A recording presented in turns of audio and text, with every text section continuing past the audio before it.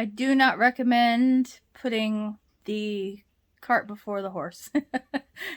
Hi, I am Keleigh, and I am the owner of Keleigh Soaps, and yes, you guessed it, I make handmade soaps, among other bath and body products.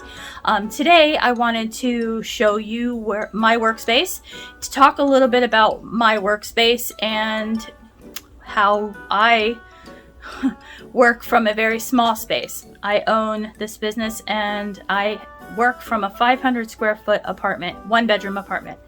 I live here, I work here. This is one of my jobs. I still have a regular job, 9 to 5. But I am running this business from this apartment. So I wanted to kind of talk a little bit about that and my process. So stay tuned if you are interested.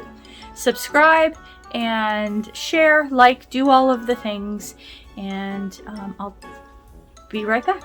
Okay, so right now I run my business out of a 500 square foot apartment, and so we are kind of working vertically for storage space and space to have all of my supplies, and I think I've kind of put the carriage before the horse, if you will.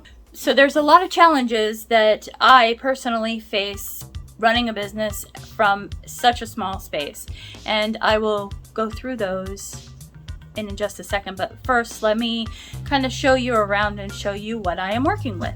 Okay, so as you walk in the front door, I have my masks and my goggles hanging up right there. Those are where my shoes go. And then over to my right, I have the computer. This is my boyfriend's computer. Our printing area, that's my laptop right there. And sorry about the mess, but it is kind of a mess right now. We've got a lot of paperwork we're doing, and I'm experimenting with body butter, so that's that. This is our sitting space when we watch TV, and as you can tell, we have some storage space. So these are my bath bombs and bath fizzies. This is all like packaging, bottles, and in here is my this is my photography light box and background stuff, some stamps and stickers, tape and all that stuff, my lip balm, boxes and jars, some of my products, leftover Christmas stuff, my filming stuff, photography and labeling, some extra stuff down there. That's my cat's scratch box, and yes, I do have a cat, and I can't really I can't like lock him in a room. So unfortunately, he is around while I'm working until we can move, which hopefully will be a little later, a couple months from now. So anyway, to keep going here, we have some of our packaging stuff, some more of our soaps, and these are my what do they call it? Valentine's Day cupcakes. Some more stuff, and I currently have some stuff that I'm taking into my other job, and my boyfriend is taking into his job and selling, so we have more packaging stuff. Our cat's toys, because he loves to play. And there's our entertainment center. And then we have this stuff over here. When you walk in the front door, it is to our right, and this is where I have all of my supplies. So there's my bath bomb drying tray, which I've had such a problem with bath bombs in this apartment. That's one of the struggles, as a matter of fact. And I'll talk about that in a minute once I show you everything.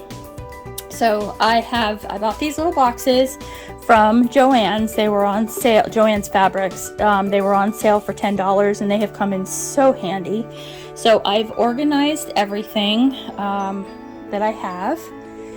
And so that's where I keep all of my supplies for when I'm making. There's my recipe books and inventory and all that good stuff.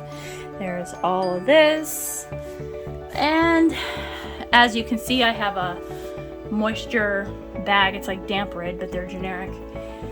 My single bar cutter, all of my micas and fragrance oils, my color powders for bath bombs, which I'm having trouble with. And then this right here is our kitchen counter, and it is basically my workspace. So Right now, as you can tell, I am making a mess because I am experimenting with body butters, and here is my third batch of body butters here, so I'm hoping this one comes out right. There's my kitty. There's my kitty. Phantom. Hi, Bubba. Hi. This is my best friend. Well, one of them. And he's my baby. I love him so much. And so here's our little kitchen. That's it. And then there's our bedroom and our bathrooms in there as well, but y'all don't need to see that. It's just queen size bed, balcony, no big deal. It's all little. So anyway, that's what I'm working with. So one of the challenges that I actually have in this particular apartment is for moisture. I actually bought these moisture humidity things. I bought them from Amazon, and if you want me to, I can link them down below. It tells you the temperature in here, and it also tells you the humidity in your space. I have 2 of them. It came in a set of 2. But I've been having a lot of trouble with a lot of humidity in here. I've gotten a dehumidifier. Let me show you that. There's my dehumidifier. And do make bath bombs. That is on. But for whatever reason, I don't know what is going on, and I've been fussing with it for weeks. I've made bath bombs before, they've turned out great, and then I fussed with the recipe to try to get a different recipe. And in this particular apartment, they either crumble or they're too wet. So I'm having such a hard time getting it right because of this apartment. So I've got those little what do you call them? Humidity bag things, like Damp-Rid or whatever. I have a couple of those hanging out all over the house, but it just seems to be such a problem. But anyway, I will figure that out and get that ready. So another problem that I have in this workspace, and actually I don't want to call it a problem, I want to call it a challenge. The challenge is, this is my workspace, and it is also my living space. So I can't ever get away from working. And you have to have that, I'm going to sit down for a minute. You have to have that work-life balance. And I'm going to take these off. So much better. All right. So you have to have that work-life balance. And being here is what I see when I try to sit down and relax and watch a movie or just have a conversation with my boyfriend, and it's very hard. So we're constantly in work mode. We can't ever get away from it. So I certainly need a dedicated space. The other problem, that's the other challenge that I have, and this is I guess number 3, is that my workspace, like literal workspace, that I have to do any kind of experimentation or just making things, I have that one little kitchen counter. That right there is it. That's all I've got. But I do have a card table, so I do set up a table if I need extra space to set things, but it's just extremely inconvenient.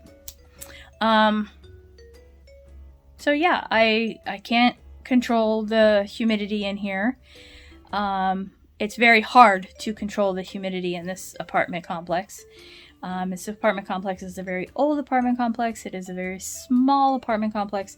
You can't cook or have any kind of heat source because this apartment complex also is runs on gas. So we can't have candles here. So as far as us starting candles, we can't do that because we're not allowed to burn anything in here. No fire, no flames, which completely understandable. So that's the other challenge that I have with this place, and just the space alone. We are fighting for any kind of like space at all to do anything. Running a business out of a 500 square foot apartment is not ideal, that's for sure. I wanted to talk about running a small business in itself. I still work a full-time job, and so I do not do this full-time. I don't make enough through my business yet to go full-time, but that is a goal of mine. I just started this business back in July of 2022. July 4th actually is the day that I applied for my LLC and got my insurance and did all that stuff. It's been not a struggle, but a learning process on how to do everything. I got my LLC, I applied for my tax ID number. What else? Got my insurance, paid for my website and a few other things. I bought a URL from that, and all of the things that go along with starting up a small business I did, and it was an eventual, and I've bought a lot of stuff that I probably shouldn't have. So I spent a lot of money, but this year I am scaling back and only doing what I have to do. I have ADHD, so I tend to get a little excited about things and I jump headfirst in the deep end. And I need to stop doing that actually. But I get ahead of myself, and I made so many soaps this year, and I just didn't sell them. I'm trying to hone my business in, dial it back a little bit to try to figure out what my niche is. This is something that I absolutely love to do. I am loving the learning process. I'm loving where this is going. I do think that I will succeed in the future. I'm manifesting all of this stuff because I do absolutely 100% love doing this. But it's not easy. I do not recommend putting the cart before the horse.